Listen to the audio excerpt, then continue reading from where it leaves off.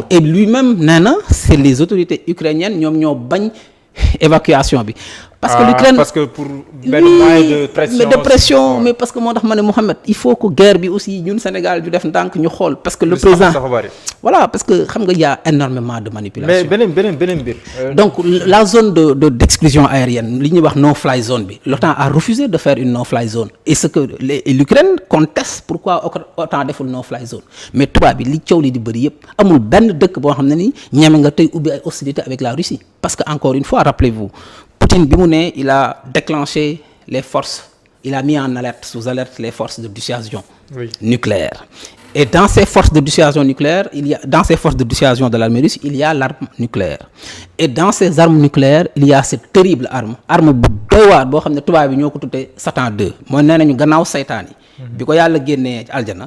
arme boobu moo gën a garaaw ci àdduna bi muy Satan 2 muy benn missile intercontinental boo xam ne foo ko teg mën naa def 18 000 kilomètres foo ko yónni mu dem avec arme bi ñu daaneeloon Hiroshima ak Nagasaki nee nañ bombe bi moo ko gën a fort junni yoon la ñu wax junni yoon te antimissile yi mënuñu koo wàcce ba léegi ni jeexital Hiroshima ak Nagasaki ba léegi te nee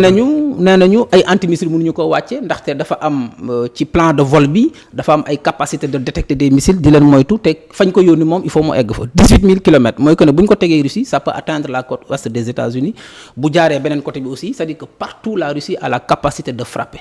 lan la Poutine di wone Poutine veut revenir sur la scène internationale parce que ça aussi il faut que Mohamed nit ñi xam ko c'est-à-dire que pendant longtemps dañ leen daaneel ils se sont sentis en tout cas blessés au plus profond d'eux la Russie est un grand peuple loolu mënuñu ko bañ tout comme les grands peuples qui revendiquent à un moment de l'histoire avoir dirigé le monde donc ñoom aussi c'est un grand peuple dem nañu jàngi ils ont développé leur armement ils ont modernisé leur armée et aujourd'hui ils ont une capacité de faire ou de faire et donc gis nga boo dellusiwaatee tuuti ci histoire 1900 quand le général de Gaulle a refusé le commandement intégré de l'OTAN sud zone méditerranée parce que commandement intégré OTAN mooy armée yi nekk OTAN yëpp 30 pays la ñu benn général américain moo leen di jiite moo leen di jox ay ordres de Gaulle avait refusé ça et quand le général de Gaulle dafa ne woon day développer le programme nucléaire français qu'est-ce qu'il avait dit dafa ne woon on peut plus se suffire du parapluie nucléaire américain mënatuñu toog rek ne américains yi ñoo ñuy protéger mu dem développer programme français bi mu développer programme français bi le premier essai français a eu lieu pendant la guerre d'Algérie bi gars yi di guerre Algérie à côté la France def test yi bi ñu defee test yi ba ñu paree général de Gaulle dafa ne l'arme nucléaire permet de dîner à la table des grands et d'y rester tard le soir loolu moo tax yeneen dëkk yi ku ne di xeex benn gànnaay la boo xam doo ko jëfandikoo. waaye nga yor ko day tax nga. voilà mais loolu moo tax Corée du Nord uti na ko loolu moo tax Pakistan uti na ko loolu moo tax Inde uti na ko loolu moo tax Israël uti na ko parce que lan moo tax léegi ñu def club. ñu ne léegi dañu def traité de non prolifération des armes nucléaires. parce que xam nañu ne day mel ni. Iran di ko wut ñu sanctionné ko. gis nga day mel ni signal gis nga signal.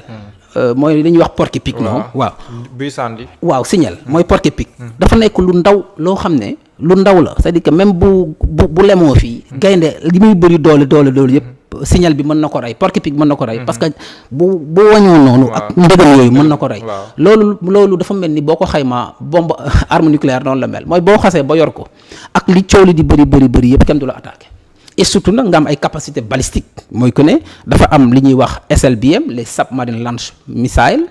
mooy missiles yi nga xam ne c'est des portées de 5000 7000 kilomètres comme li Corée du Nord am nga xam ne da nga koy teg ci ay sous-marins dóor ko mu dem def 5000 kilomètres donc ça c'est des missiles de très petite portée li ñuy wax les SLB les submarine launch missiles balistiques yooyu guddul am nag yi ñuy naan les missiles intercontinentaux mooy que ne day jógee continent ba beneen continent te capacité yooyu Russie moo ko am Russie mi ngi am 6200 presque 57 ogives nucléaires contre 5600 pour les États-Unis d'Amérique et ceux qui sont en alerte en mesure d'être déployés tout de suite c'est un nombre de 1600 kon xam nga loolu du affaire u faux donc je pense que l'OTAN et beneen bi jàngat bi aussi mooy l'article 5 de l'OTAN ne peut pas être déclenché que dit l'article 5 Mohamed article 5 OTAN dafa ne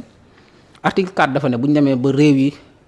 reconnaître gis càmbar xool gis ne am na benn membre boo xam ne attaqué nañ ko moo ñu constaté ko article 4 article 5 ne bu ñu demee nag ba benn réew bu bokk OTAN ñu attaqué ko yeneen réew yi dañu war a ñëw défendre ko mais Ukraine bokkul article bokkul OTAN donc Poutine c'est les limites de l'OTAN waaw mais bëgg na bokk mais c'est comme si mooy li ma wax léegi rek bi Russie ñëwee ne day dem jëli teg ay missile am Cuba américain dañ ko ne du fi am tey Sénégal ñun amuñu sañ-sañu jóg ne dañuy dem développer arme nucléaire dañ koy bañ ñoom donc aussi il faut que accepter que nit ki bu fekkee ne da nga am doole di bañ aussi mais beneen nit bu amee doole. day bañ aussi. kon kay jàmm ji ndax yoon. non nekk ñu reconnaître Ukraine comme benn zone bu neutre rek. mais on l'avait fait pour la Suisse la fin li ñu ne wax finlandisation Finlande. dañ ko defoon état neutre. c'est ce que demande la Russie seeni li muy demandé lu leer la nee na l'Ukraine doit être neutre. 2 il réclame l'indépendance pour les républiques yi nga xam ne ñoom ñoo décidé voter seen bopp ñoom ñoo ne ñoom duñu bëgg am indépendance. 3 il peut pas accepter que l'OTAN dugg que l'OTAN arrive à sa fenêtre parce que ñoom nee nañu ce sont des accords que Gorbatchev avait en tout cas sur base d'entente entre Gorbatchev et Bush père et que aujourd'hui ils ne peuvent pas accepter que quand même ñu ñëw di tëdd et que des missiles voilà donc loolu aussi ñoom dañ koy wax et Russie et Poutine a dit hier que de toute façon il obtiendra ce qu'il veut soit par la négociation soit par les armes